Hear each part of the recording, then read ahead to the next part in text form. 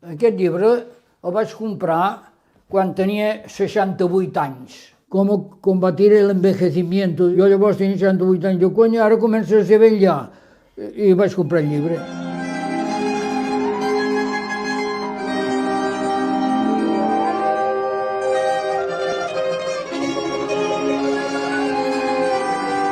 Jo l'esmorzar que faig és un esmorzar especial, és un esmorzar, diguem-ne, científic.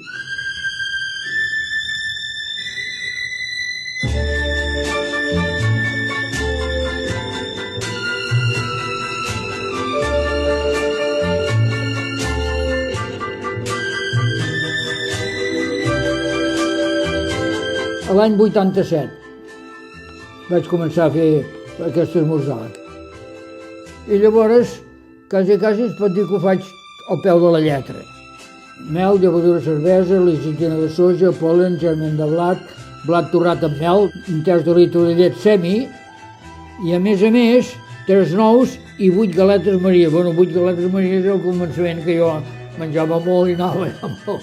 Ara només hi poso 4 galetes Maria, però n'havia arribat a posar 8 i 2 i 3 magdalenes. Però això quan era jove, a 70 anys. Podria passar tot el dia amb aquest esmorzar sol i no cauria de dèbil, perquè alimenta.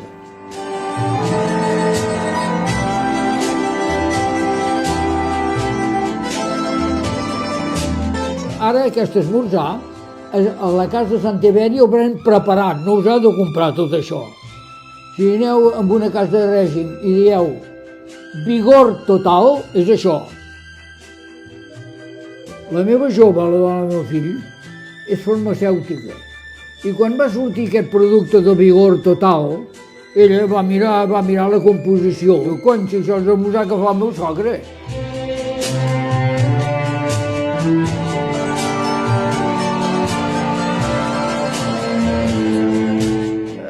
Jo, com que ja en tinc 102, se m'aplica aquell que se'n diu un prurito, perquè ho apliquen a tothom que té 85 anys, ja ha de ser així, ha de ser tonto, ha de ser curt, li han de fer la menjar, li ha d'anar a comprar un altre, l'han d'acompanyar per anar fins allà on sigui, a passejar. Jo no necessito res d'això. A mi que em vingui una senyora que ja ve a fer neteja en tinc prou. Els metges m'ho diuen, que jo sóc una excepció. Això m'ho han dit els metges. M'ho ha dit el metge de l'orell, m'ho ha dit l'oculista, m'ho ha dit la dentista, m'ho ha dit el de capçalera. Tots m'ho han dit que sóc un fora de la sèrie.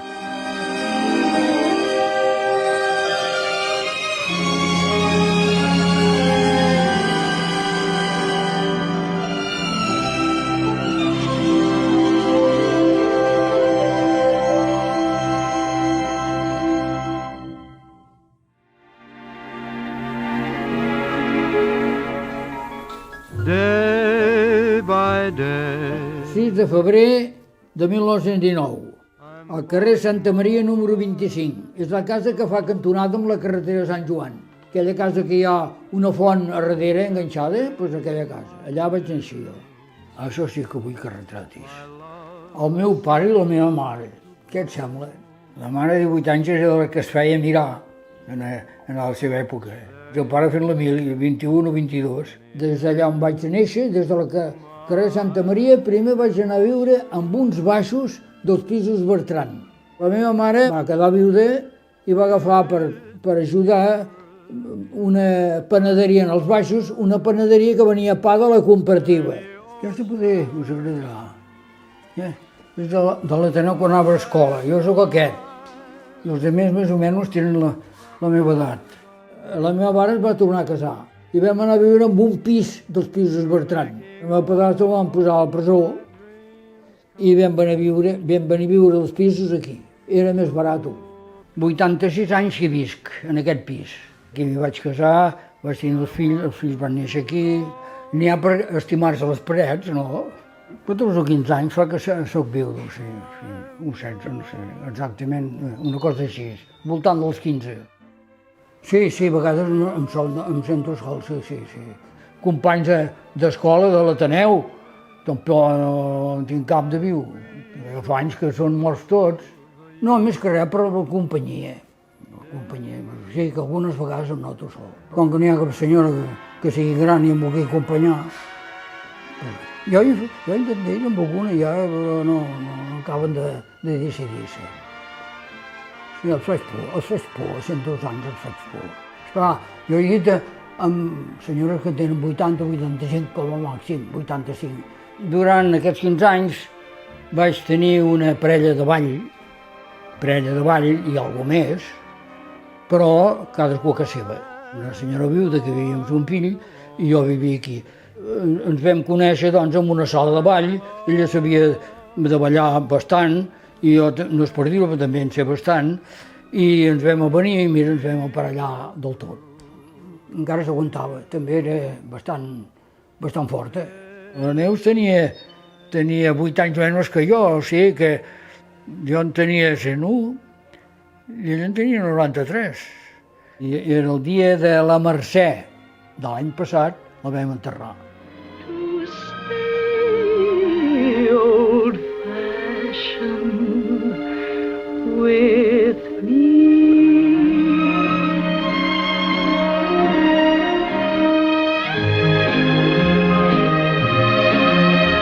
Jo vaig començar a ballar perquè vaig començar a festejar amb una noia de Molins de Rei que en sabia molt, jo no sabia gens.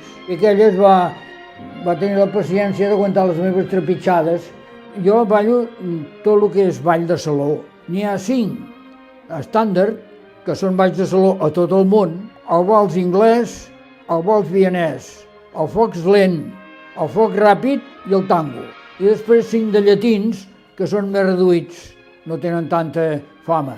En una sala hi anava el dilluns, un altre hi anava el dimarts, un altre hi anava el dijous, un altre hi anava el dissabte o el diumenge. Generalment anava a Barcelona 3 o 4 vegades cada setmana. Sí. A Barcelona tinc un estoc d'amigues.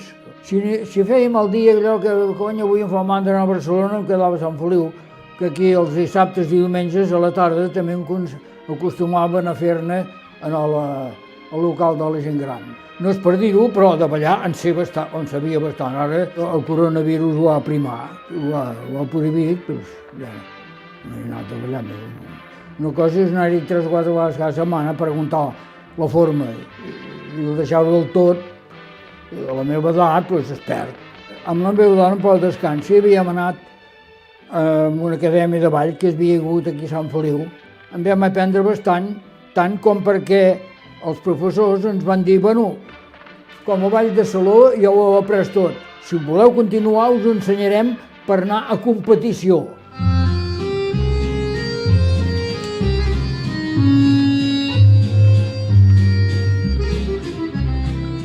I la meva dona, fotia goig. La meva dona fotia goig, i jo també. Ella em va triar a mi, jo vaig triar amb ella, perquè ella tenia pretendents. Era guapa i tenia tipus guapa, A 20 anys. Tenia 20 anys aquí. La meva dona va ser la sexta que vaig festejar. No durava gaire. A més a més, em va replegar la guerra al mig. Jo vaig anar a la guerra, Piezas de artillería desfilan no tan rápidas. ¿A dónde van esos hombres? A Zaragoza, a dar la vida por nuestros hermanos los proletarios de Aragón, que gimen bajo la tiranía criminal del militarismo fascista. El Ramon Gómez, el Pérez, el Barroso Mitjà, el Lorente, el Caudet i jo. Érem 7. I vam marxar tots 7 d'amagat de casa, perquè no ho vam dir a casa, vam marxar voluntaris i amb l'opuesto. Jo havia comprat dels 18 anys, i vam deixar el recado un munt d'aquí a Sant Feliu que ens avisava a les famílies que no pateixen jo que ens havíem anat a voluntaris. I vam anar a parar a la Roja i Negra, una columna que hi havia en el front d'Aragó. Allà ens van separar, allà no vam anar junts. Un va anar a parar per aquí, l'altre per allà. I una de les vegades me'n recordo, això és una batalleta de guerra, o sigui que les paves eren els avions alemans, els Junkers alemans que fotien soroll, de lluny se sentien a venir. Des de dalt d'aquella muntanya que hi anàvem algunes vegades, vam veure com en el poble d'Apiès bombardejaven l'hospital militar, que tenia una creu roja a les teulades així de grossa. Anaven per fer mal. Jo vaig fer molts tombs. Vaig anar a parar al front de l'est, a Lleida, a la vella Conca. Allà van diezmar la unitat i llavors ens van replegar els que vam quedar a Barcelona. Llavors els nacionals, diguéssim, ja s'havien apoderat del mando del control de la ciutat. Cada 45 minuts bombardejaven Barcelona. Quan vaig tornar del front, els que perteneixíem a l'exèrcit roig i encara estéssim sueltos por ahí, que ens presentéssim allà on prestàvem el servei. Em va prendre filiació, diu, vete a tu casa, ja te llamaremos, amb la motxilla de soldat i 4 coses, i a l'estació de Sants vaig agafar la via, i per la via vaig venir caminant fins aquí a Sant Feliu, i a casa fotien de gana, però contents perquè havia arribat aquí. Vaig trobar feina a l'Alumini perquè la meva mare era cosina i germana d'un destacat falangista, Pepito Ros, que li dèiem. I aquest era amic del jefe de personal de l'Alumini. Era un suís que es deia Berna, que era un nazi. Vaig treballar 2 anys. I llavors els administradors de l'Ajuntament ens va fer incorporar a fer la mili. I jo acabava de complir, em sembla que eren els 21 anys. Segons l'informe de l'Ajuntament, nosaltres érem desafectos i vam anar a parar en camps de concentració com rojos. Em sembla que entre pitos i flautes 4 anys i 7 mesos. El camp de concentració d'Àvila. Allà a Àvila per passar un hivern de collons. Fotia un fred, 16 sota 0 com a mínim. Sí, i poc menjar. I un dia hi havia tan poc arròs que vaig dir, avui els conto. I hi havia, amb mig litre més o menys de suc, hi havia 18 grans d'arròs. I aquest era el dinar. Era el dinar. Ara, se'n van morir 4 mentre hi havia... Feia d'escrivint, que encara estava una mica privilegiat. Fred i gana, això sí, menjar no n'hi havia, pels enxufats no n'hi havia més que pels altres, perquè anàvem a la cua, a per al plat i el que tocava. Però, esclar, de moment ens trobàvem a anar a pic i pala. La Societat de Nacions li va dir a en Franco que aviam que esperava dissoldre'ls, perquè els dels nazis, els de Hitler ja estaven dissolts tots, i aquí encara existien. I llavors, què va fer en Franco? Els que érem en camp de concentració ens va fotre l'exèrcit. Ara sou camps de concentració per rojos, ara anireu a l'exèrcit com qualsevol nacional. I a l'exèrcit també m'hi vaig estar molt de temps, fins que vaig arribar a ser cabo.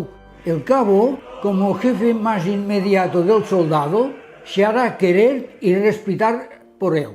No le disimulará jamás las faltas de insubordinación. Será firme en el mando, graciable en lo que pueda. Castigará sin cólera y será comedido en sus palabras, aun cuando reprenda. Ens tenien un respecte els que ja havíem estat a la guerra. Vaig anar a parar a Jaca, al quartel de la Victòria. De Jaca va ser que vaig tornar a casa ja jubilat. L'exèrcit encara em controlava, encara que fos a casa. Però bueno, jo anava cada mes al quartel de la Civil i em feia un timbre, firma un cabo, un soldat, i revista i cap a casa.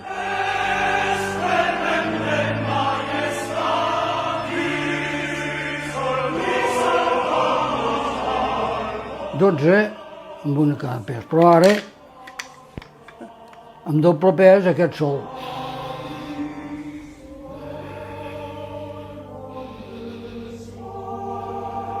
Dotze vegades, això el meu fill no ho fa.